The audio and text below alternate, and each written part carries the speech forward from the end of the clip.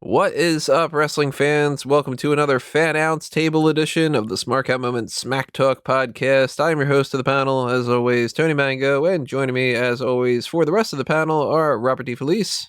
It's a pleasure to be here on the Tony panel. And Callum Wiggins. He's been eliminated! Oh, what a maneuver! Why, he got him! Oh, he died! He got that now. No. That's no, it, he's out! Oh, he's out! He's been gone for 20 minutes! Oh, never mind. We're not watching something from the McMahon era. That might be, I don't know, maybe next year. It's always the McMahon era. Yeah. That's true. Good point. What we're doing here is another Fannounce Table. That's kind of why I introduced this as a Fannounce Table and why it's labeled Fannounce Table. We did our annual Royal Rumble tradition of watching the 2010 Royal Rumble, and we didn't really enjoy it all that much, to be perfectly honest. And in response to that, Guest 5 has sponsored another one as part of the Patreon. If you don't know, the Patreon has multiple different options. One of them being just, toss a buck our way and it's greatly appreciated. One of them's the $10 Darkcast tier, where you can get access to Patreon exclusive episodes. But there's also the Pick Your Poison tier. And for that one, if you reach that tier, you are able to request an actual, it's not really a request, it's more of a demand, I guess, some kind of actual specific theme that you want us to do, whether it's like, man, you guys should do Superstar Scores Edge, like what Marco had requested for our last one of these, or a different commentary track, or a review of something, or hey, I want you to bring back heel or face, like whatever the case may be. And Guest 5 is taking advantage of that to request the 2007 Royal Rumble. That took place January 28th in 2048. Obviously in 2007.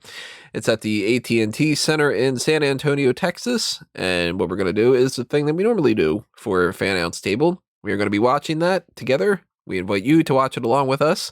And what we will do is just kind of give our commentary, give our thoughts, our reviews, our looks back on time, since this is 13 years old at this point, and just kind of shoot the shit. We invite you to take part of the Royal Rumble drinking game responsibly.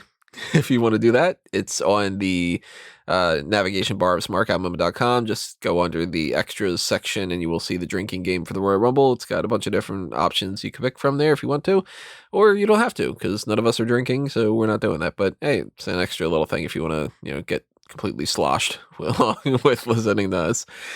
But if you are unfamiliar with how this works, what we're going to do is, because we cannot give you the video itself on YouTube or pretty much anywhere else, what we will do is we will load everything up on the WWE Network. The link is on the description below on either the page on smarkoutmoment.com or the YouTube channel. And if you click on that, network.com or network.wwe.com or watch.wwe.com / all the video kind of V blah, blah, blah. That stuff will line up perfectly if you line up your time code to 1 hour, 41 minutes, and 42 seconds. So 014142. What you should see on your screen is a pretty generic ring graphic. It's got like what looks like, I guess, like razors sort of coming off the edge. I don't know what that's all about, but it should have Royal Rumble in like the background. It's a bunch of like little particle effects and stuff. 14142. That's what you're going to want to have it on. I will say 3, 2, 1, play. And when I say play, you hit the play button on your network or whatever you're watching this on. And then you should be synced up with us. And I invite you all to join in on the discussion by leaving a comment below and just kind of having fun along with us. So go ahead and do that. Link everything up. Get all that stuff situated, because we are going to go ahead and start at 3, 2, 1, play. Bell just rang. Got Lillian Garcia. Got a couple guys in shades. Yeah, that's super cool. Yeah, that guy's pumped. Yeah, he's gonna step right in there.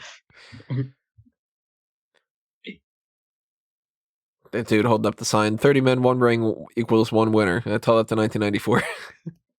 Randy's on his knees often. Nice. I like. What happened to all these creative fan zones? Oh, that's because it's got RKO on the side. That's even better. WrestleMania 23. I think it's quite an underrated WrestleMania. It's a very good one. So I said during the 2010 Rumble that that was my peak of my fandom, and I was starting to like see through the cracks. At this point, I think I was just like blind, and just everything that WWE was doing at the time was super cool for me. And remember, as we're gonna see here, this is pre-Benoit. Well, pre the end of Benoit.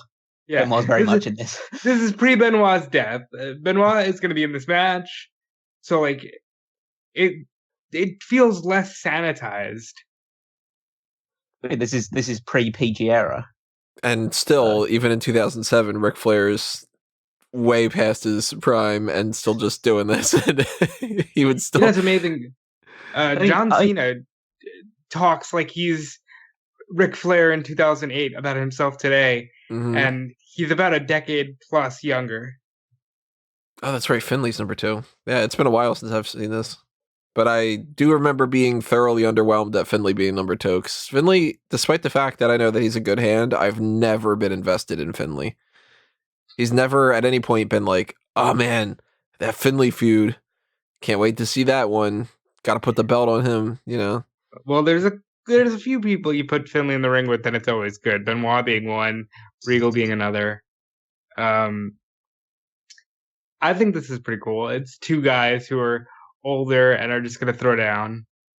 And then I know who number 3 is, so it gets a little underwhelming at number 3. I don't remember for sure. I think it might be Kenny Dykstra. Yep. Okay. I mean, this was one of the first times that I can think of that they maybe started off with 2 like older legends. Yeah. I think it works out quite well.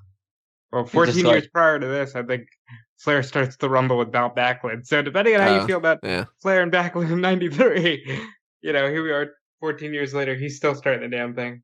These guys are only like a few months ahead of wrestling each other in a Money in the Bank ladder match. So I know that was the year before. Yeah, no, that's what I mean. Yeah, that was like that. They were because this is the year that Flair ends up on that pre-show with Carlito against Dykstra and Morrison. It's isn't it Gregory Helms that he's facing? Gregory Helms and Carlito. Gregory Helms and Chavo maybe. Yeah, it's Gregory Helms and Chavo. That's awful. What the fuck is what is that? Now, WrestleMania 23 is not perfect. Next year was the year with Finlay getting eliminated from the Royal Rumble by saving Hornswoggle with the shillelagh, right? Yeah, that's the Cena win one. The big Cena return. Yeah, so they started this one off with them being like, hey, don't bring that into the ring. And then the next year, he suddenly jumps the gun, and they're like, he's eliminated because he used a weapon in a Royal Rumble that has no disqualifications, and all that nonsense. Yeah. So here comes Kenny Dykstra. I thought that Kenny Dykstra had a huge upside to him. I thought that he was going to be a future world champion because he's tall. He's young. He's like fit. There's a huge amount of time that he could work on what he wasn't fully capitalizing on. And I mean, it's kind of like how nowadays we talk about like Austin Theory and Velveteen Dream and all those people where we're like, 10 years from now they could be in their prime. It seemed like that with Kenny Dykstra, that it was like, all right, well, even if we give him 5 years to figure this out, he'll still be a young guy for the business. 24. Yeah, it's crazy. Yeah. I mean, isn't that a little bit worrying, though, in the sense that maybe Austin Theory or Velveteen Dream could just end up being another Kenny Dykstra? I think that they're better than what he was, though. Well, I haven't seen too much of Austin Theory, so I can't really judge. But Velveteen Dream's better off than what Dykstra was. Yeah, but you have seen a lot of people that are talented or do show a lot of upside that just don't go anywhere. I mean, maybe he would have stuck around and actually gotten somewhere if he'd have let the top guy screw with his girlfriend a bit more. Yeah, that John Cena Mickey James stuff was weird. Kind of makes sense to an extent, though. He's not good at relationships, is John. Doesn't seem like that's the case now. Speaking of a guy who's got some relationship issues in the past. Oh yeah. He's looking in a bit bad shape now. Yeah. Yeah. He had just competed in a tag team match with Jeff against Eminem.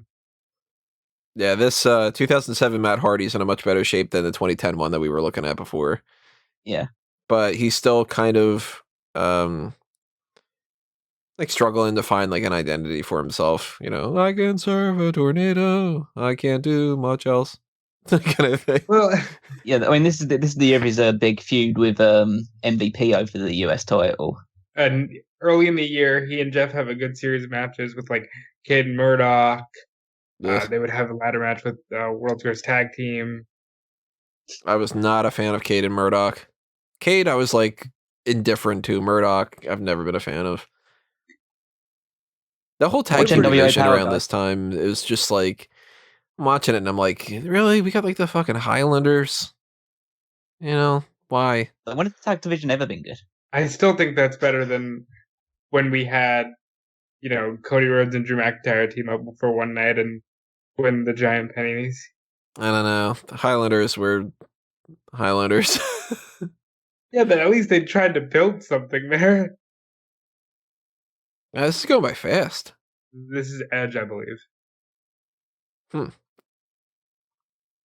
Coming in a lot earlier this time than in 2010. Yeah. He's gonna go corner to corner here.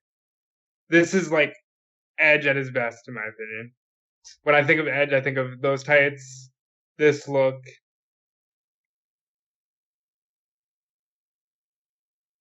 It's always surprising how quick people can get their finishers in at a Royal Rumble. If only you would tell them ahead of time that a regular match was a Royal Rumble match, they'd be able to do it, you know? Oh, look, Flair rolled to the outside because he's smart. I mean, I have no idea what Kenny's finisher is, so if he does hit it at any point, I couldn't tell you. It was a jumping leg drop. Like the Rough Rider? No, like... No, top rope thing. But wasn't that just when he was Spirit Psychosis. Squad? Ric Flair, glorified stuntman. We're 5 men into this thing and Flair's got chairs. And Kenny Dykstra's like promptly, nah, never mind. So what was the point of all that? There goes Flair. Now, I do remember laughing at him getting eliminating Flair, then getting eliminated. I remember that being like, even though that's kind of shitty for Dykstra, and I was kind of rooting for him a little bit. Dykstra wanted so bad to be with the Team Rated RKO, and they weren't having it. And he promptly fucked off. Like behind the scenes? Was that like a behind the scenes thing? Like he wanted to be a part of that team? No, like they tried to make him a part of it on TV, and they just wanted nothing to do with him. I don't remember that. Doesn't surprise me. This is in that range where I was getting back into it, because 2006 is when I got back into wrestling. So I wasn't still 100% in, but I had spent the past however many months kind of like slowly transitioning myself to get back into the swing of things. So by the time Royal Rumble came around, I was familiar with all the characters. I was familiar with, like, I had seen Rated RKO form and that kind of stuff. So I had my favorites already. And, you know, of course I was familiar with Flair from back in the day. And I was just kind of like, this Kenny Dykstra guy is going to go somewhere and whatever. And good, he eliminated Ric Flair. Like, that's a good, like, little tip of the hat kind of thing that he gets. Then, Matt, look at that, he gets eliminated. And then, you know. So this Royal Rumble is the type of thing that I thought was a lot of fun because it's not a gimmicky Royal Rumble. Like, this kind of like checks a lot of the balances, you know. Oh, somebody turns on somebody that they're teaming up with. Somebody gets attacked ahead of time. I think so. Maybe in this, you know, two big guys stare down the middle of the ring and slug it out. Like it's kind of like this is a textbook Royal Rumble, you know. You know, we're 7 people in. Here comes Sabu, and so far the only unmemorable person is Kenny Dykstra. So that's a pretty good sign to me. And there's variety going on too. Like, You got legend people. Now you got Sabu from ECW, which is like, hey, he's not going to be Stone Cold and, oh my God, we got a future winner of the Royal Rumble here, but it's somebody people know, and they could pop for him for a minute. That was terrible. Oh my God, what the fuck was that? Well, I assumed Sabu was going for a springboard DDT, and Tommy Dreamer said, "Oh, he's going to get across body." You would have thought those two would probably know each other's moves a little bit better. But then again, Sabu's probably so high at the moment that he probably doesn't even know what he's doing. He's extreme. Oh, there you go. Homicidal, genocidal, patricidal. We don't get to the homicidal until Benoit comes out.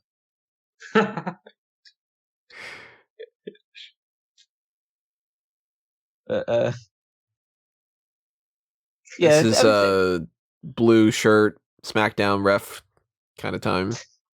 Yeah, look at Scott Armstrong on the ECW shirt. Yeah, they had to have some people here. This is still when they were still trying slightly at VCW. What the hell is Gregory Helms doing? Just trying to like. It's almost like he's a hurricane. Throws a towel in the face. He's like stopping himself from falling. That cool little spot with Finlay kicking that. Yeah. Like that's underwhelming. I think when somebody's got like a theme like Gregory Helms, where it's just like Gregory Helms. It's like, okay, well, Big Show's the only one that could pull off a theme that just says his name. You have to be well in front of it. That makes a big difference. Right. Now, if it would have been, well, it's Gregory Helms, then it would have been a different story. Oh, getting table spots. They're teasing the table spots, so. Again, another thing that's kind of booked well, where it's like Sabu comes out, he puts up a table for whatever the fuck reason, but he's Sabu, so you don't have to apply logic, but hey, let's tease it a couple times. So eventually, when we do it, it'll be like, yay, table thing happened, you know? But I do remember watching this on a stream at the time and thinking to myself, like, all right, well, I can't imagine any of these guys winning the Royal Rumble except for maybe Edge. So who's the next guy going to be that can actually be like somebody to pay attention to, you know? Shelton Benjamin, nope, not going to be that. As much as I'm a fan of him, not going to win the Royal Rumble. Man, I missed that theme song. Looking a lot less gold in this one. Still in good shape. I just celebrated 20 years in wrestling this week. Telling you, man, Shelton Benjamin looks pretty much exactly the same in any year. He's probably more defined in the 2010 one and now than he was over here. I don't know why he's the one that's trying to throw people onto the table. Because why not? You want to hurt people. Just fucking hurt them. Is he still, I assume at this point, he's not coming to the room with his mama anymore? No, he's done with the mama stuff. Just kind of a mid-carder, right? I think he had tried a brief thing in the fall of 2006 where he was trying to say WWE wouldn't push him because he's black. That didn't go anywhere, obviously. Like, oh yeah, we're going to prove you wrong by not pushing you.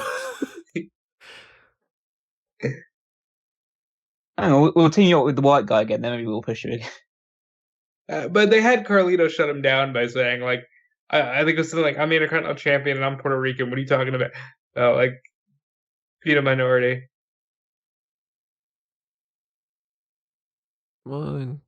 I love the fact that those guys have got the 3-2-1 sign on there. They've clearly made an effort.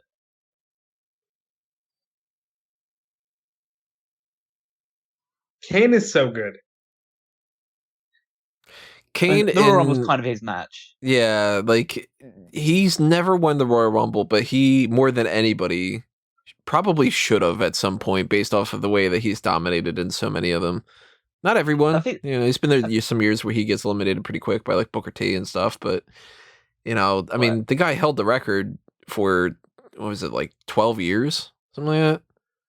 I think this match suits someone like Kane in terms of like just being able to deliver destruction to a lot of guys, but he's just never been a big enough star to Kane was never ever going to main event at WrestleMania. Yeah. I'm gonna disagree with that. I think had the right booking been there from like 98 to 2001, I think he could have. Had Austin not been there. With Rock and Austin at their peak, you're going to have Kane main event WrestleMania. Yeah. Injury could have happened. I mean, Big Show main event at WrestleMania. Had there been a second world title, Kane would have. It's that kind of thing that we've had that discussion with a bunch of people. Here's a cool thing happening. It's like, fuck you for bringing out that table. Yeah. Well, I think considering how long Kane wrestled in WWE when there were 2 world championships, the fact that he still never won a Royal Rumble really kind of puts paid to that. I don't know, though, because that was well past when he was at his hottest. True, but Kane, I mean, it's you kind of like, there's a lot of guys that won a Royal Rumble or won like big either title matches or big opportunities when they're well past their best. I mean, look at like Randy Orton won one a couple of years ago. It's like he's been past his peak for about 5 years or so. This is Punk when he had passion and cared. Look at the baby Punk. When he's like, yeah, I love being in WWE. I don't think he ever said anything. I don't think he's ever felt that. If I'm completely honest with you. Because this is the point in time when he was getting the biggest reactions of basically anybody in ECW, and they still wouldn't push him because he looked like CM Punk. I think they only forgave the tattoos when Randy got the giant sleeves. And remember, this is post Heyman walking out of WWE now, so now his biggest defender in the entire company is gone. Yeah. Mm. But he got lucky. You see what I mean when it comes to injuries and stuff. If Jeff Hardy, is this the year that Jeff Hardy gets suspended? No, that's the year afterwards. That's the year after that. But still, he gets lucky. Yeah, this year he does end up becoming ECW champion, and he does becomes like the face of the brand as he should have done. It just feels like they were holding out on him because he still had that huge indie reputation behind him, and this is a point in time very far flung from nowadays where if you're an indie guy, you're a pariah as opposed to the entire NXT roster.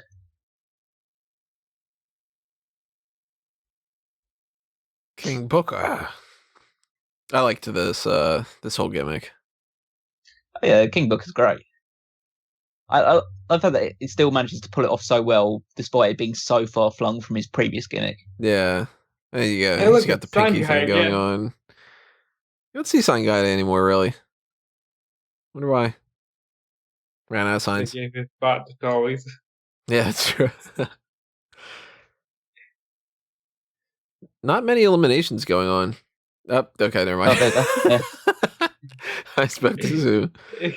But yeah, this is like Booker T coming off his world championship run. So Batista's currently the world champion for SmackDown. So just defeated Kennedy earlier in the night. Yeah, and Booker was the previous champion before that, so he was still at that kind of main event level. Yeah, he had main evented. I think it was him and Finlay, actually, against Cena and Batista the month prior. Yeah, that was an odd one. Just bring the Raw WWE champion over for a one-off appearance on a SmackDown pay-per-view. Yeah, this was when they were getting a little, all right, we're losing steam with this draft thing. They do that whole thing with, like, Booker and Big Show and, yeah, the champions, all the 3 champions or something. Yeah, I think this is kind of... It was super crazy. I forgot about him entirely.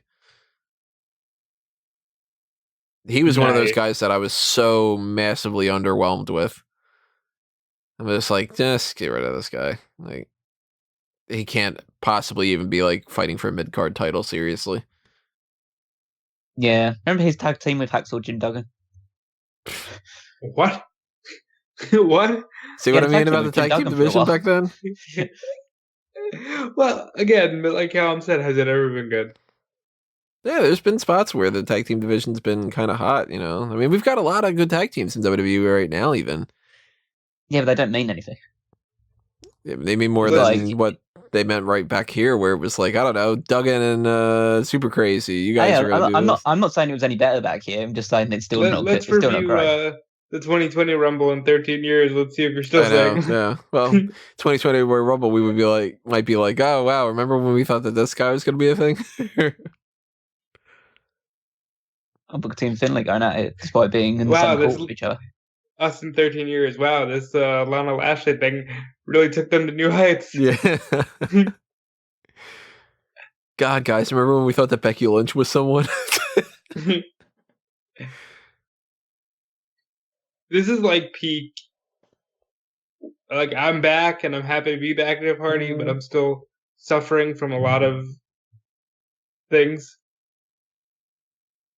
Can that be kind of any year? But this more than the others, I think. Yeah, 'Cause he's been back less than a year at this point, so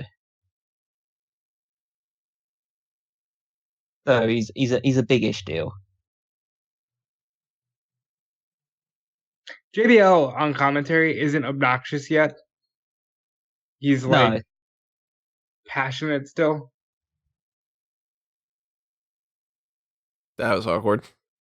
Oh yeah, that just landed right on Hardy's face. I think So that they far, I'm liking it more underestimated than the how. 2010 one. Yeah, definitely. Yeah. It's quite interesting though that there's like it's only the SmackDown guys commentating on this. Oh no, I can kind of vaguely hear Jerry now. Just like it just felt for ages like it was just Michael Cole and JBL commentating. You didn't hear any. Ah. Now I'm hearing it. Who do you think it's going to be? Daniel Bryan. It'll probably a bunch of years before him. Ooh, it's the Sandman. Oh, there's a winner. Wow. Getting the crowd shots. Gotta get it. Roman Reigns. Oh my god, it's John Moxley. Yeah. Look at their digital cameras. There are no cell phones. Yeah, I know. That's like God. This is it's less than 15 years ago. It looks so primitive. I actually went through and I went to clean out a couple things the other day, and I noticed that I still had my camera and stuff from around 2007. Ow! And I'm like, wow, I still have that. So yeah, made me feel pretty old. And you What go a fuck payday! off. What a payday!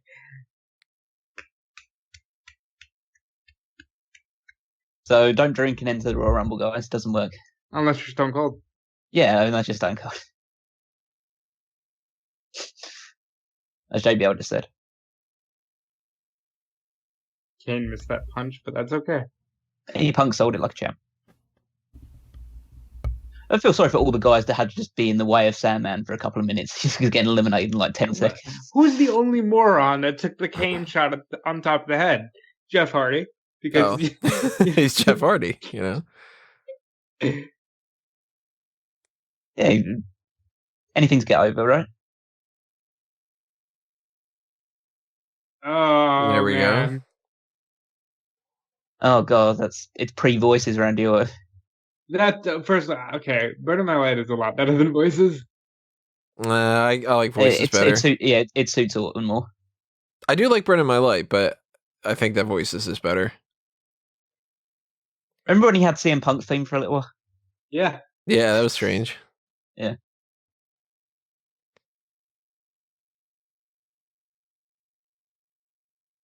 Orton's really like, you know, they use the term stud.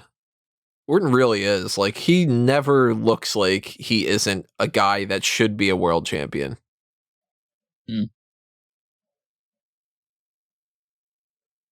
There's different points where, like, you know, you look at like CM Punk right there in the ring, and it's like, I can get it if you're old school enough that you think that everybody should be like these like tall, muscular people. I can understand where you'd look at Punk and go, I don't know if that guy could be our champion. Or if you look at a guy like an Adam Cole and you're like, oh, he's too short. Now, obviously, that doesn't take into account people's wrestling abilities and, you know, talent and all that other kind of things to go along with it. But if you're going pure old school, everybody's got to be bigger than the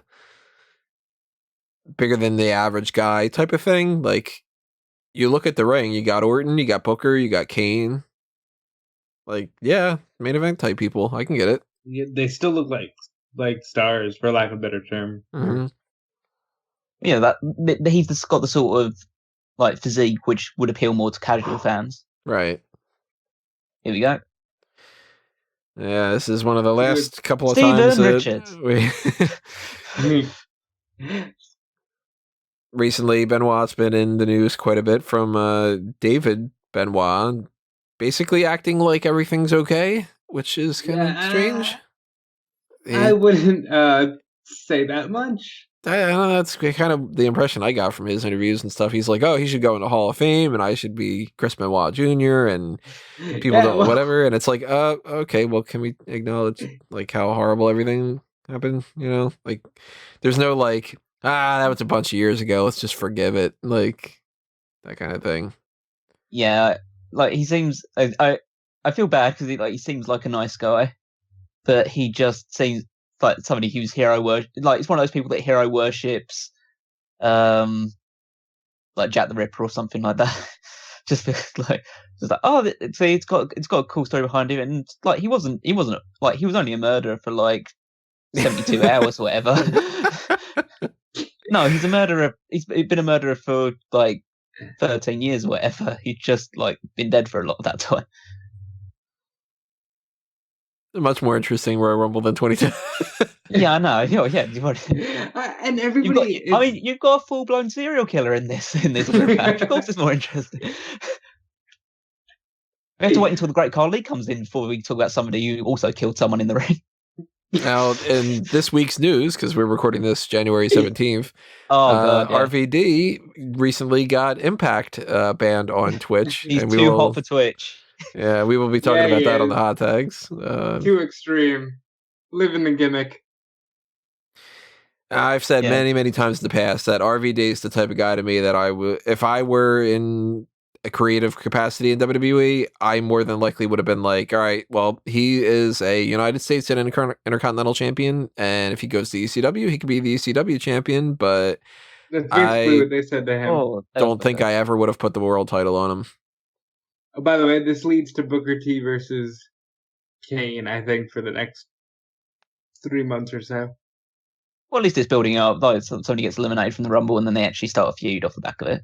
Yeah, like that's what I mean. Like 2007 is a very well structured Royal Rumble. They look at their list of tropes, and they do predominantly all of them. Still, it's a little odd. I know Booker T's a big guy and he's full world champion and stuff like that now at this point, but him just manhandling Kane looks really odd. Like, wow, the monster Kane is being absolutely and totally destroyed by someone about he's a king. Like half a foot smaller than him. He's a king. Speaking of kings, that makes it even weirder because it's like he's a jokey character. Forgot about this. Speaking of kings, it's Mabel. Yeah.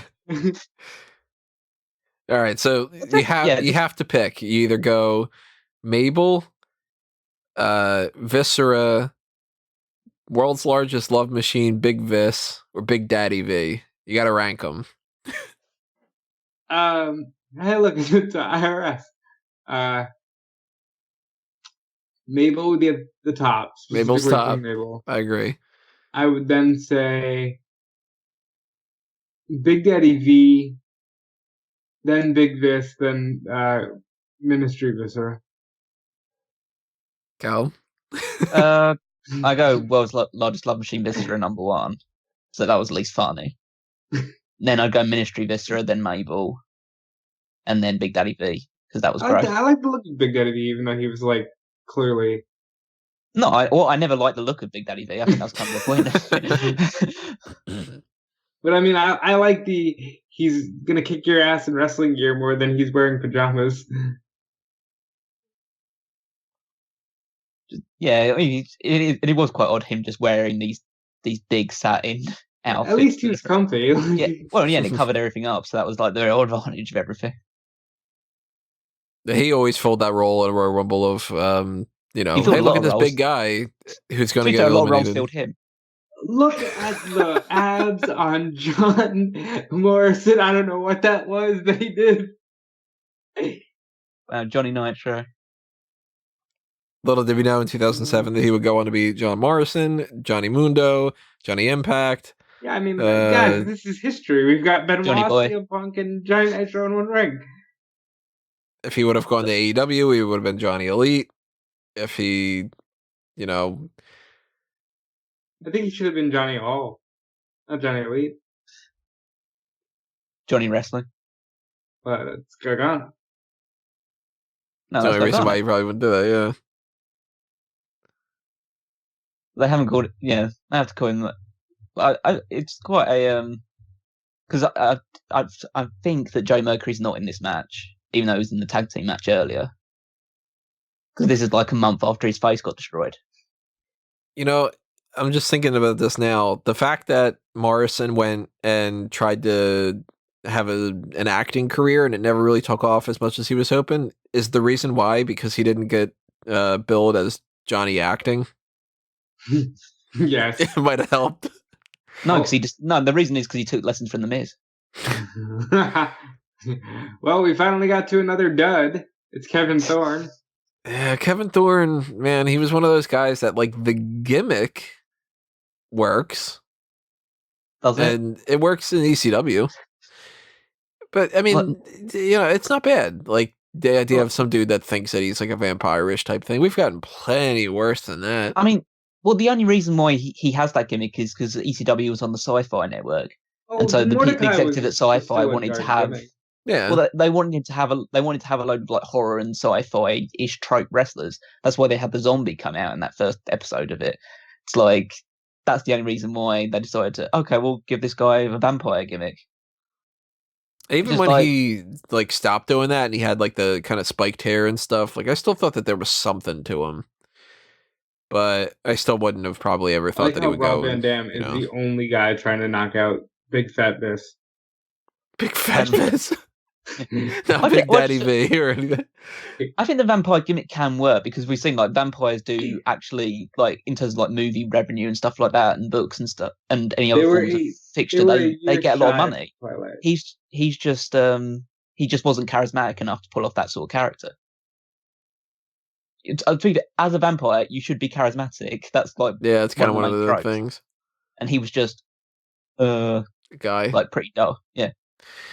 So here's the thing that I mentioned as much as I can remember too. In any Royal Rumble, go back and check them out. Any Royal Rumble that both Khali, whether he's Bob Holly, Spark Plug, anything like that, any version of Bob Holly, if he is in the ring with Shawn Michaels, he always works with Shawn Michaels. Now, Michaels isn't in here like this, and I don't remember if Khali gets eliminated before that, but 2008, I remember like he goes pretty much like straight to Michaels and stuff. And my running theory for this is he never gets a chance to work with Michaels in singles matches because Michaels is always on the top of the card and Holly isn't. That Bob Holly always probably thought I could do a really good feud with HBK, and I just want to take advantage of the time that I have in the ring with him. I got an idea. Hey, I got an idea. Give him the belt. And then what? And then I beat everyone. That's such a good story, and I believe it 100%. That's so good. Oh yeah, I absolutely believe it is Bob Holly. I can just imagine them being backstage and him like being dead serious about that too. Check your drinking game rules right now because we're about to see one big fat guy go over the top rope by being pushed over by several men. Yep, that's another one of them. Oh look, Benoit stopped fighting CM Punk just to. There we go. Down there, all going. There we go.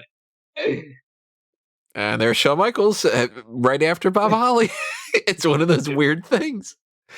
It's like I said. Okay, I'm happily be in the Rumble, but I need to go one after Michaels so I can at least. Oh, Finlay's my first one to go after. Yeah, Finlay's like, fuck this. I never got the chance to do it. I'm never gonna. I want to do this.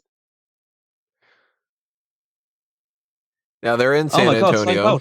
So, obviously Michaels is already popular as it is, but being in San Antonio, different story even more. Yeah, definitely the hometown pop here. Oh, there goes number 2. What is your favorite types of eliminations that are standard? Because I really like it. I mean, that one wasn't all that good, but I really like it when people do the clothesline elimination. This, obviously, you can't do like a clothesline elimination for for Vis, the same as you would with everybody else, and So, like Michael tried to run up there to try and get it. And then see, goes all Bob like, Holly go right to it. I fucking told you. It doesn't. He does it every single time. yeah, Shelton. I should make that one of the drinking game rule things. Anytime Bob Holly goes after Shawn Michaels, it's like... Yeah. I mean, in terms of like eliminations, I like the backdrops over the top. They're pretty cool. That's another really good one. I want to see how much the person commits to it, like how much they're holding onto the rope when they go over. Like there was the one on that NXT show because they recently had in the last show they had a women's battle royal. Look at the difference in size on Chris Masters. Well, he must. I mean, out of all people, he must really hate Chris Benoit. Yeah, he went right for him. Like he knew. Yeah. Oh, this is interesting. The whole I want to punch him. No, I want to punch him. It's like he's preempting it. It's like saying, "I can't believe what you're going to do to me in 4 months' time. You ruined my career." There goes Nitro. There's Morrison out. But who was that in the battle royal that you were saying? Oh, with Bianca Belair eliminating Io Shirai with the with her finisher over the top. That was God. It went miles. So those sort of ones where they can, especially if you can weave your finisher into it as well, that's always a good sign as well. That's a very logical elimination of Nitro. You know what? I mean, if you look at all the people in the ring for this Royal Rumble at the end of their careers, this is a hell of a stacked Royal Rumble. Like in 2007, you're looking at Johnny Nitro and he's a tag team guy and mid-carder. But eventually, he becomes somebody who wins multiple mid-card titles, and he never won a world title yet, but he was a pretty decent sized name. And Shawn Michaels, Hall of Famer, obviously, Edge, Randy Orton, even Chavo. Like Chavo's a legend and never became a world champion, but ECW champion, a guy that's well respected in a lot of different circles. CM Punk, of course. There's a lot of names in this one. Every so often there's a Kevin Thorn. I always liked that. Every time he entered every time he entered he goes through the bottom rope. Yeah, that was always. I think he does that from like his first Rumble appearance all the way through it. It's a nice little touch, especially when you're not going to actually do anything or do anything memorable in the Rumble. You might as well have a little spot that's kind of your own.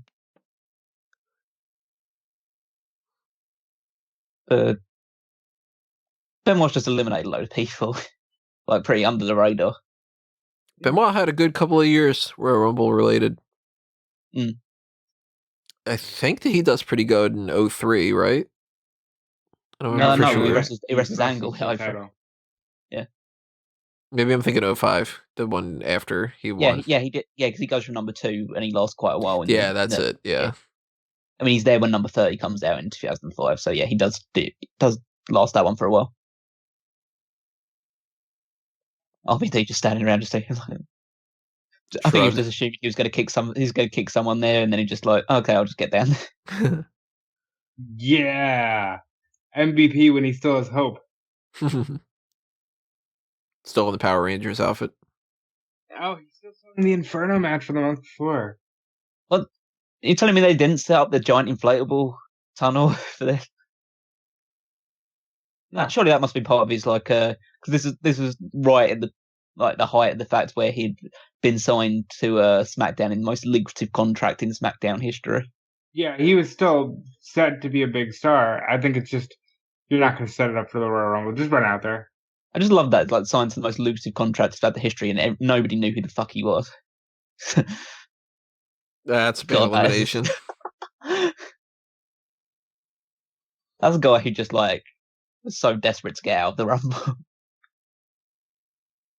Sometimes it's better if your plan is I'm going to drop kick you over the top rope, and you don't do it well. It's better to just be like, all right, I'm not going to go over the top rope.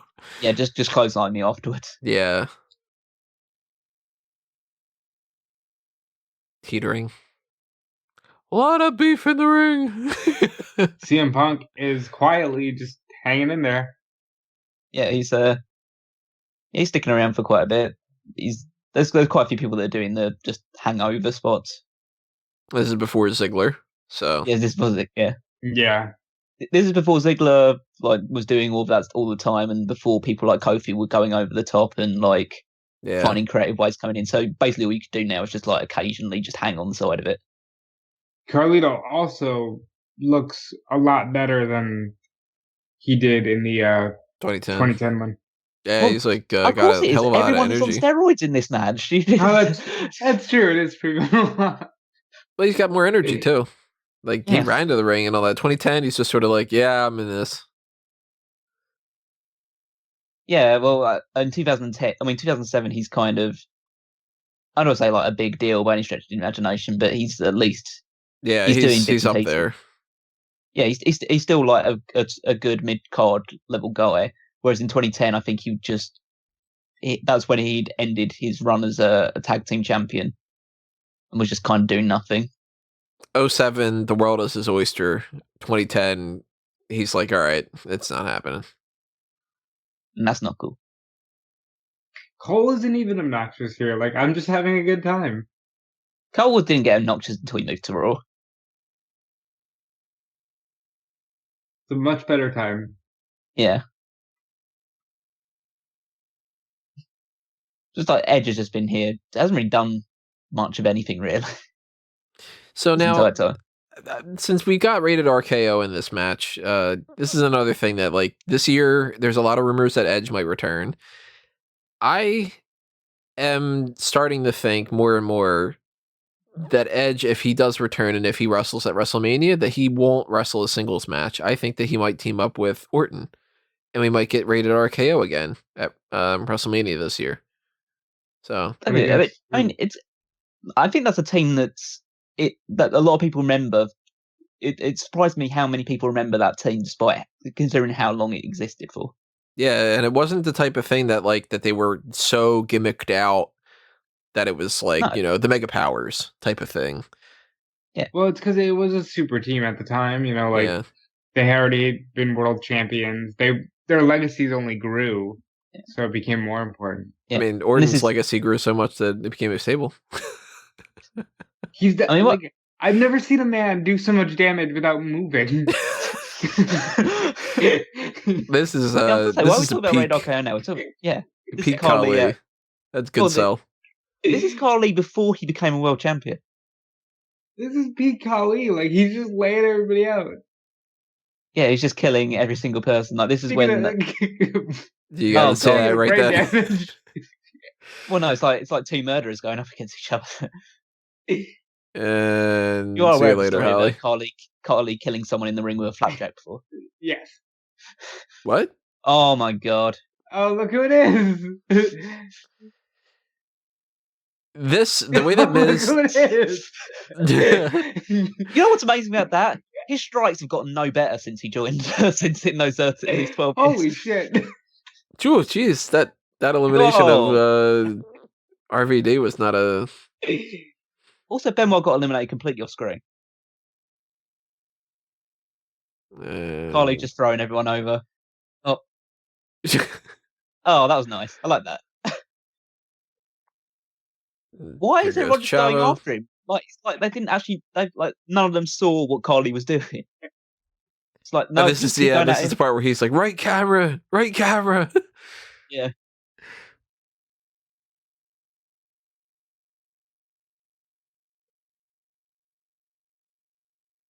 Standing around well, I did all the things I was supposed to do. Did you guys know that Great Khali was in the Indian version of Big Brother? No, I'm not surprised. That sounds like called Big Boss, and he was there from the beginning all the way through to the runners up, and that was he was in the house for 4 months. Just how do you look after the Great Khali for 4 months? So Great Khali was on Big Brother and Luchasaurus. So there you go, 2 former WWE people. This is not a bad final 6, except for Khali, who's about to get manhandled. And I love dead manhandled, as you fewer. I love the idea of who can stop him. Gong. oh fuck, he can stop him. Like, that's so well booked, you know? Because who would be able to stop Great Khali at this point? The Undertaker. He's the giant killer. He's gone through, Giant Gonzalez and King Kong Bundy and Vader and Sid and Kane and all these other Big Show, these different types of people. Like, he is the dude. I don't care if this is well over 10 years for Taker, close to 20. This is Taker at his best. Yeah, But I think so. Taker's run from, like, at this point in time is, like, he's just having the best matches of his career as well. And also, I think it's just quite interesting. That must be the fastest Undertaker entrance of all time. Yeah, that's probably true. Like, nowadays, what? Undertaker would still be at the top of the ramp. Actually, I think the fastest is that Elimination Chamber where he got caught on fire and then he was just kind of like, fuck this, and went to it. Yeah, like, this is so well done, this whole idea. And he's like, nah, bitch, not that. over. That wasn't all well done, but, like, yeah. Having Khali be taken out by Undertaker is like... And the place goes wild. Like, they're not, Yeah, the crowd's really excited at this point. They're a lot more excited here than they were at any point in the 2010 one. Probably the only time they got really excited in 2010 was when Edge came out. Now,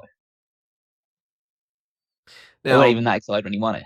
Eventually, when we get rid of MVP in a minute, we end up with one of the best Final Fours, I think, in Royal Rumble history. Definitely the best Final Two.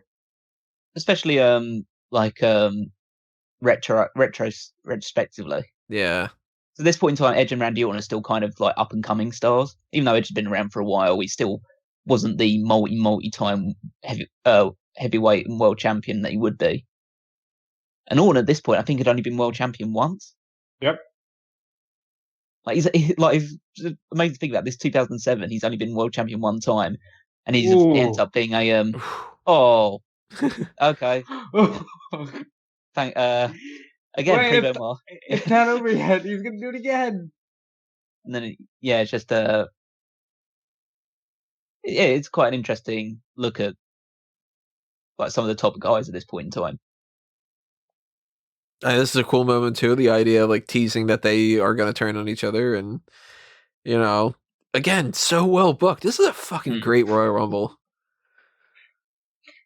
Yeah, this is definitely a lot better than the 2010 one. I think part of the reason why it's a lot better is the fact that there weren't the stop-start elements to it. Oh, but speaking of stop-start, though, this is a great moment. Yeah. I love this. Just, hey, fuck you, Shawn. All right, now let's go back to arguing. I love the crowd boo, and they just like, you do realise like going under the bottom rope is not an elimination, right? There's clearly a point in time when there are a lot more casuals watching in the crowd. Yeah. So just thinking, oh, this guy must have just been eliminated. It's so weird, though, when you get yourself caught up in one of those types of moments because, you mentioned this Battle Royal that happened on NXT, and 9 times out of 10, when they do the whole spot of they went under the rope and then they're going to come back, I keep track of it. And this past week, Shotzi Blackheart didn't get eliminated, and I'm sitting there going, oh, well, we got our final couple, whatever. And then Shotzi came back in, and I'm like, oh my God, I forgot about Shotzi. Like, I was totally, they got me on that. Like, I mean, it's such an overdone battle royal spot. Mm-hmm. But like then again, like really, how much can you actually do in a battle royal to make it more interesting than just a bunch of guys throwing each other over the top rope? There's really only so much. I'm having a good time. Oh yeah, now it's gone to this Final Four. I think part of what makes this Rumble so special is the fact that the Final Four go at it for a while, and then obviously the Final Two go at it for a long time afterwards as well. Just makes it like, okay, so we've just seen a bunch of like the eliminations that make the Rumble special, and now we're actually going to see kind of a main event, really. Yeah, because I mean, there's been plenty of Final Fours where it's like, all right, we're down to our Final Four, and then there goes the one, and then there goes one. We're in our Final Two, and then that guy gets eliminated, and you go from Final Four to the winner in a minute and a half flat. They're actually fighting for it, and you got a chair just busted open Undertaker, so he's looking like he's really struggling. You got those two that have been there for the whole time. Yeah, Edge came in at like number 5 or something. Yeah. Nice. Oh, there we go. You got the idea that the tag teams that Rated RKO they've already teased that they might turn on each other, so at any point you could see something happen where Edge tosses out Orton or vice versa. There's dots of blood on the chair. Oh dear. As much as I don't want to see them do those things anymore, there is a part of me that always just goes like, man, I miss chair shots. You know? Yeah, because it That's adds wrong. just an element of sheer brutality. Yeah, but it's I not know worth it. We're No, glad that they it don't totally do isn't worth anymore. it. Like, I mean, Yeah. you give me the opportunity to bring them back, I'm going to say no. But, like, if there was a safe way of doing it, it was so much more impactful. When they get a chair now, I'm like, I don't even care. I know you're going to hit them in the stomach and hit them in the back, and why even bother, you know? You always know that it's not that they're not actually gonna use the concerto here because he's laying on his back. And Because Taker's gonna they sit would up. never do it. Like even in the days when they would do like pull still chair spots, they'd never go in the face like that. Oh, that's such a good. That was so Yeah. smooth. That was so well done. And this too, I mean, you got them. You know what's going to happen. You know you're getting the nip up But and you the want to see sit it up, anyway. Yeah. and you're sitting there going like, the two Texas guys in Texas, two main eventers, two legends. Both of them are baby faces. Both of them are beloved. The fans are going to be happy with either of them instead of being in a situation where they're like, oh, can this guy win because he's better than the other guy, and we really don't want the other guy to win? Like, I felt it's last like they milked this for a while before doing it. yeah. And he waited for Taker to look in his direction before nipping out. Yeah. So fucking good. Yeah, this feels like super special. Like I don't know what they could kind of do this year. I don't think they can match this kind of They moment. can't. Yeah. And of course, these are my two favorites of all time. So for me, getting back into wrestling in 2006 and being like, kind of Shawn right on the chair. I'm like getting like back in the swing of it, and I'm like, yeah, Royal Rumble's coming up. Like this is going to be like a real event for me to kind of sink my teeth into because it's always been one of my favorites. And it ends with these two. I'm like, oh my god, I came back into wrestling perfect. Like, DX is back, and the final two are fucking Undertaker and Shawn, and we're gonna potentially get the number 30 to win for the first time ever, which is, the idea that like it's never happened, and they've been saying that from the very beginning that the final person should win.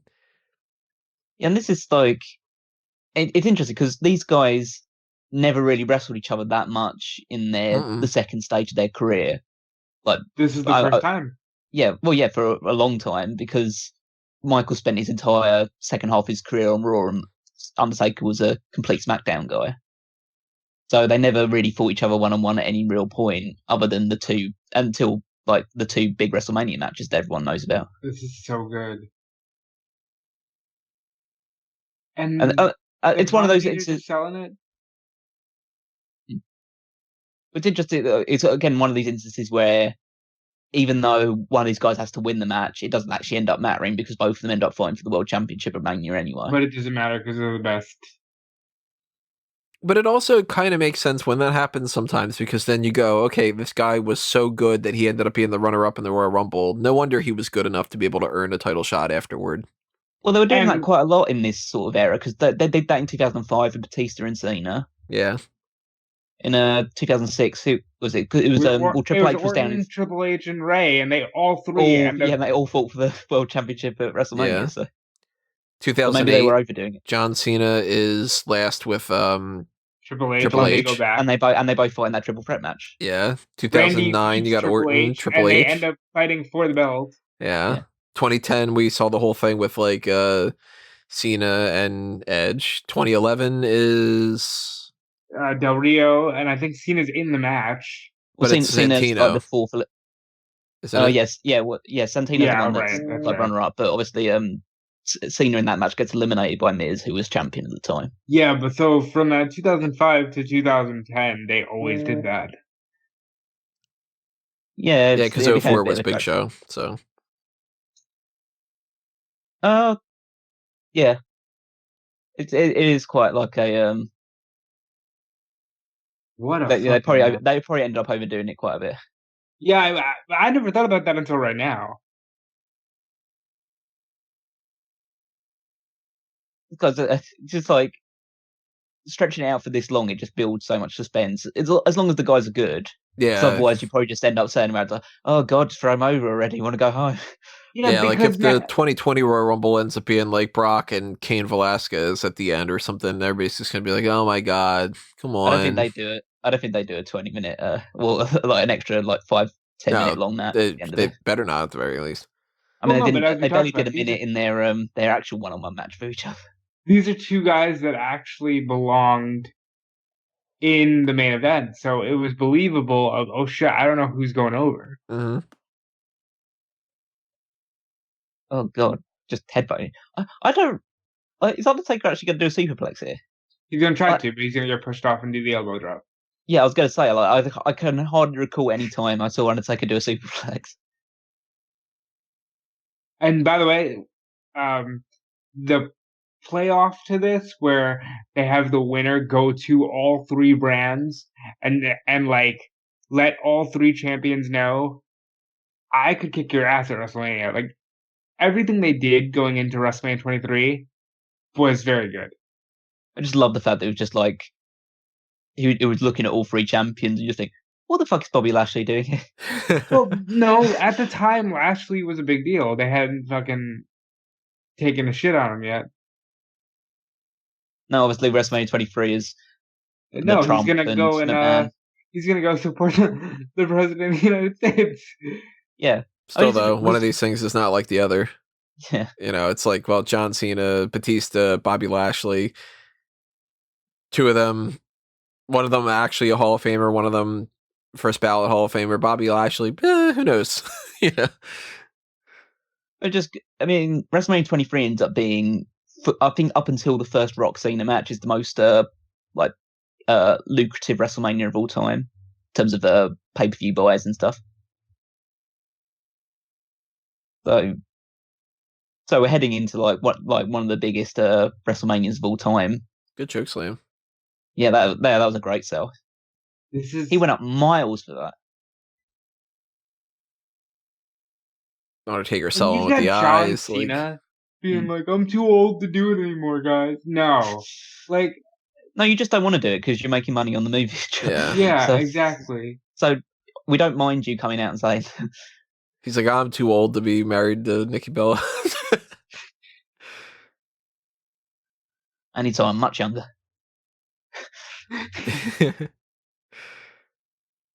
This is so good. Yeah, just going for the two-tone. Oh, there we go. Everything that they're... Again, commentary was on point. It wasn't obnoxious. Match was good. I mean, this would only be better if JR was doing commentary.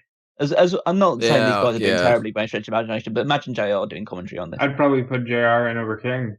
I'd leave Cole and JBL. I think they work fine together. No, JR would be going nuts about this kind of stuff. That super kick, he would have been like, no, you know, just kind of one of those like. In fairness, it could be worse. We could have Joey Styles on commentary right now. Oh my god! We could have Todd Grisham. Oh, there super kick. And that's a cool elimination too. You know, we hadn't quite seen that. The idea of somebody going for the super kick and just grabbing their legs and throwing them that way. Yeah, that's obviously it's not terrible, but like you kind of tell that it wasn't exactly what they were going for. I feel like what they're supposed to do is Michaels' leg was supposed to go over. He was supposed to get under, like in between his legs, go over it, and just basically backdrop him over. Yeah, but they improvised and it worked out well. Like two legend and professionals. And Shawn sells losing like a fucking champ. Yeah, I mean this is a history making moment. I know obviously WWE is all about history, but this is the first ever number 30 to win the Royal Rumble, and it's the only time the Undertaker won it. And this is the only time next year that we would have a back-to-back same spot, because next year they have the John Cena thing, and they save him for number 30, which it's like it took you all this time to get number 30, and then you do it twice. I mean, I can kind of understand it with that one, because you kind of have to. If Cena's coming back from that injury, you have to put him at number 30. Yeah, I mean, if they would have had the foresight to know that they could do the John Cena thing, Undertaker, I don't think would have been number 30 this particular year. No, but this was like the right person to do it with. Look at Yeah. the nod of respect. Just like, Yeah, the idea of like, God, I came so close, you got me, but that's because you're the Undertaker, and yeah, we're gonna and have a Undertaker hell of a looks match back at at him WrestleMania like, 25. Undertaker looks back at him like, and you're Shawn Michaels, and you could have beaten me at any point.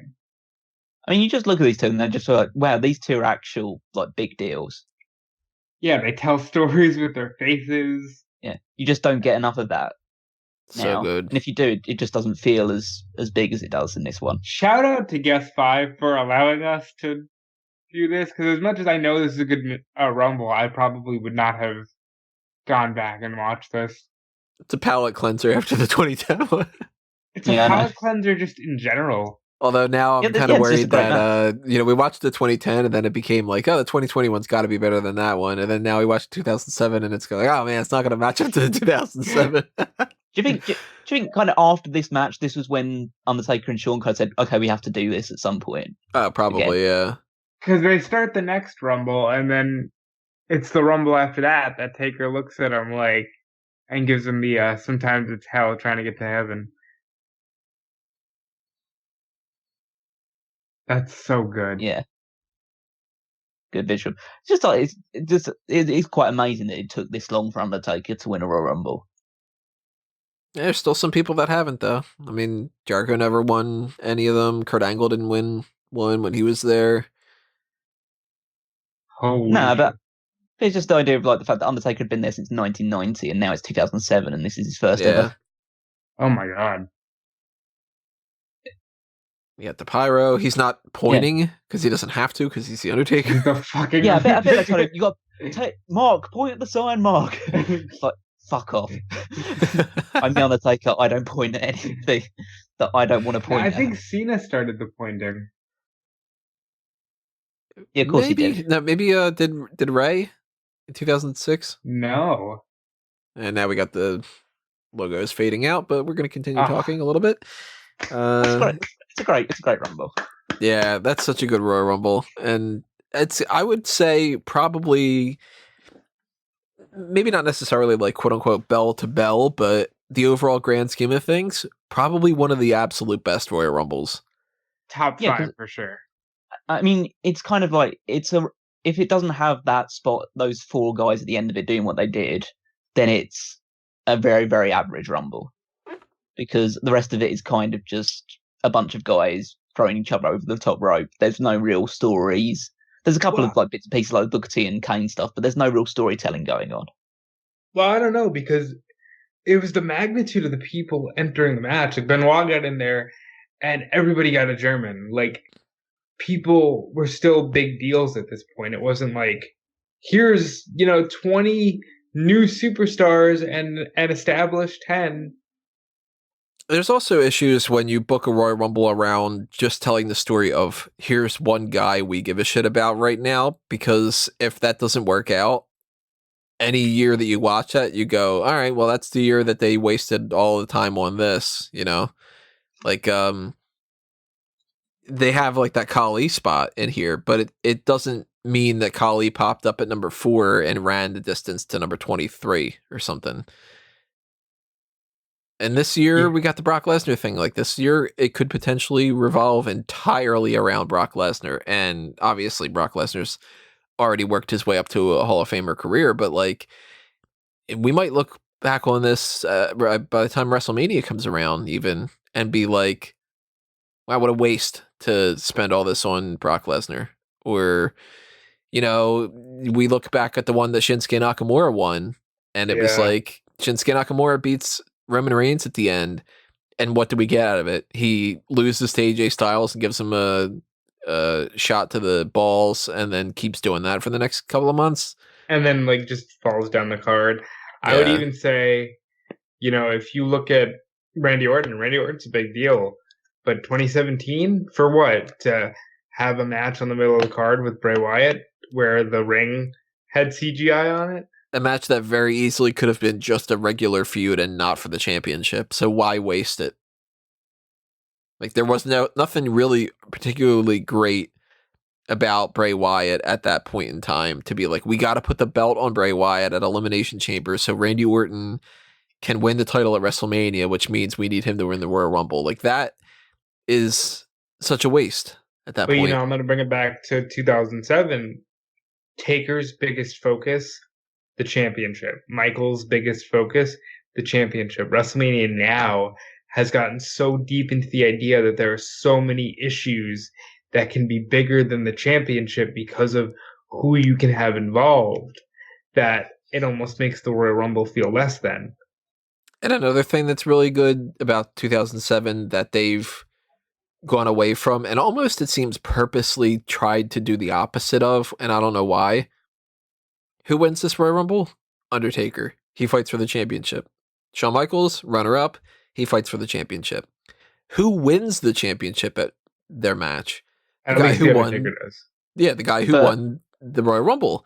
And Shawn Michaels comes up short, runner-up, and he comes up short against John Cena, but they've been doing this trend the past bunch of years where it's like, well, they won the Royal Rumble, so they can lose their match at WrestleMania, but we really want to focus on building the feud of this person, and then that person can potentially win. Now, obviously, Becky Lynch is an exception to the rule because she won the Royal Rumble and she beat Ronda Rousey, but like, it's almost like they've been valuing the non-Royal Rumble winner feud that they can build up as the one that's going to be the championship thing that matters more. And the Royal Rumble win is almost like when they would give the Money in the Bank to somebody and go, well, you're the Money in the Bank winner. You can lose a bunch of times and then eventually you'll cash in. You know? Well, I mean, you can make that argument. Obviously, what you said was correct about Undertaker and Shawn Michaels, like the Undertaker winning the title WrestleMania. But who main events that WrestleMania? Shawn Michaels. True. But that, I think... Well, John Cena does it. Because it's John Cena. Yeah. But that's them starting this trend of, well, John Cena's the main event at WrestleMania. It doesn't matter who the Royal Rumble winner is. John Cena has to main event WrestleMania. Yeah. So that's when they start doing this of people being more important than championships. Who main evented 22? John Cena. He beat Triple H. Yeah. Yeah. So and Rey Mysterio. Yeah, but ironically, at WrestleMania 24, John Cena wins the Rumble, goes on in the middle of the card, and Taker wins the belt. Yeah, they just start doing a few odd bits and pieces. I think that's mainly because I don't know. Maybe they just thought that Edge and Undertaker was a bigger deal than match. It was going to be a better match. Maybe they want. Well, I think they wanted to end it on a singles match rather than triple threat. And also, they wanted it to end on the babyface going over. Let's be honest. That year, it should have been John Cena versus Randy Orton and no Triple H. Well, I would argue that this year, that 2007 should have given us Taker and John Cena. Yes, the Batista matches were great, but I think in the grand scheme of things, as we see how things played out, it should have been Taker and Cena. No, I'd still think. I think I'd still lean towards Batista. Well, yeah, I get the sense about all the stuff. Like, John Cena was the bigger deal, but those matches with Batista and Undertaker were some of the best matches of Undertaker and Batista's career. So, well, we'll never know. We'll never know how good a John Cena Undertaker. I think I could probably tell. I think I could probably tell. I got a feeling we would have been more upset about it because it would have been John Cena doing the same John Cena match, and yeah, he would have gotten beaten up and sold, nothing, and come back and won. This wasn't US Open Challenge John Cena. This was John Cena being carried by a lot of guys that were a lot better than he was. Oh yeah, he was definitely. This is a few months shy of that 60-minute match with Shawn. Plus, you run into a situation where we know that the streak is a thing, and do you have John Cena beat the streak at that WrestleMania? Absolutely if you do that? Not. Undertaker beats John Cena in the main event of WrestleMania. Then he has to go over to Raw, and he was always a SmackDown guy. So. Also, I think a large reason why Undertaker never fought John Cena for the WWE Championship is because what the WWE Championship looked like. Belt. Yeah, that's 100% why. Give me the actual World Championship. Don't give me this toy to carry around. Yeah, I think Undertaker holding a spinner belt would have been very strange. He would have got it changed. He would have changed it back to the undisputed title. Yeah, so I mean, the 07 Rumble's been done for a couple minutes now, but that's the 2007 Royal Rumble. So major thanks to Guest 5, not only for the donation, but for suggesting something that's so fun instead of being like, I don't know, another Royal Rumble that was underwhelming or something like that. Like 95 or something. And 95, yeah, there's not much going on in 95. Maybe we'll watch that next year. I don't know. Yeah, if you have any suggestions of what you would like us to do for next year's Royal Rumble, I'll probably forget it by the time we get around to it next year. But we do at least one of these each time. We did the 2010 for this specific one. But hey, there's also more time that if you want us to do another Royal Rumble and you want to take advantage of the Pick Your Poison tier, maybe you're like a huge fan of 93 or something like that. I don't know. Then take advantage of that, head up to Patreon, donate, and obviously we will get around to doing it when you do that. There's also the TeePublic and Redbubble shops for the merchandise side of things, if that's a different type of way that you want to toss a little spare change our way. So check out the Fanboys Anonymous, A Mango Tees, and Smark Out Moment shops for all the different designs and all the different merch options. I mentioned the idea that there's the Darkcast on the Patreon, and that's the much cheaper way of getting some extra content than the Pick Your Poison stuff, but it's an extra thing on top of that. Yeah, follow the Facebook and Twitter accounts at Smark Out Moment. Make sure that you are following smarkoutmoment.com because we have more than just a podcast. We have all the different articles and stuff, and you never know what's going to happen on there. We've got, I didn't mention Fanboys Anonymous really other than just a very quick thing, but Fanboys Anonymous is the geek culture website for movie reviews and stuff. And if you really like these commentary tracks, we do the Fan Tracks podcast over there whenever we get a chance to, and whatever that is donated towards for the Patreon. So if you want more commentary tracks and you want something for a non-wrestling side of things, like a movie commentary, then that's where you can find that. I got some other plugs, but I'm going to bounce around here and I will come back. But go ahead, Callum.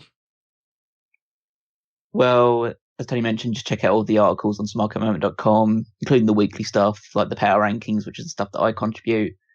And follow me on Twitter at Wigmeister14.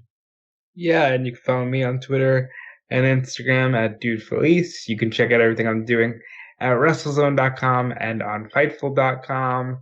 And just keep clicking around and supporting pro wrestling. Back to Tony. And if you're clicking around, you should see stuff that I've got on eWrestling News, on Bleacher Report, on The Ring Report, on Smart Out Moment, on Fanboys, on A Mango Tree, all that other kind of stuff. There's plenty of stuff going on, way too much. And this week in particular, lots of different stuff because this is Royal Rumble week coming up. So Woo! We've got Worlds Collide, NXT versus NXT UK on Saturday, and we've got the Royal Rumble on Sunday, which means you can check out my predictions for who's going to have the shortest time, who's going to have the longest time, who's going to get the most eliminations. That stuff is on eWrestling News, and we're going to talk about that next week on the podcast as well. Normally, we've liked to do different things with the Royal Rumble. I don't think that we're going to do like the full, try to guess the number 30 type things. We've done that in the past, but it's been harder and harder to do that. But I really want to know what you guys have for that in mind. So if you want to do that, then you leave a comment on either the page on smarkoutmoment.com or something like that. If you have a 30 breakdown and you want to try that out and try to see how good you can guess that, then that's something to kind of work on over the next couple of days. The next couple of days as far as the podcast is concerned, if you are not subscribed on YouTube already, then do that and ring that little bell for notifications to know when we post these different things, just in case YouTube doesn't tell you for the regular subscriptions. Like the video here, drop a comment below, tell us your thoughts on whatever. And we've got the hot tags coming up next. Then we've got the predictions for Worlds Collide and Royal Rumble. Not too sure which one we're going to do first, or our schedule. And then the post shows. Worlds Collide is short, right? Worlds Collide, I mean, it could depend. We might do both of them on Wednesday. We might do one of them on Thursday. If we do that, it'll probably be Royal Rumble stuff on Wednesday and Worlds Collide on Thursday. I don't know. We'll see. But as long as you're subscribed, and as long as you're following Facebook and Twitter or the RSS feed or wherever you're getting your information of new things, then, it'll pop up when it pops up. And then who knows what happens after that, other than the fact that we've got the mailbag coming up the week after that. So send in those mailbag questions if you haven't done that already, and we will get around to answering them in the last week of January. And then we'll move on to February. But yeah. So thank you to Guest 5 again for sponsoring this edition of the Fannounce Table. And we will see you next time, everybody. This has been another Smark Out moment. We're being counted out.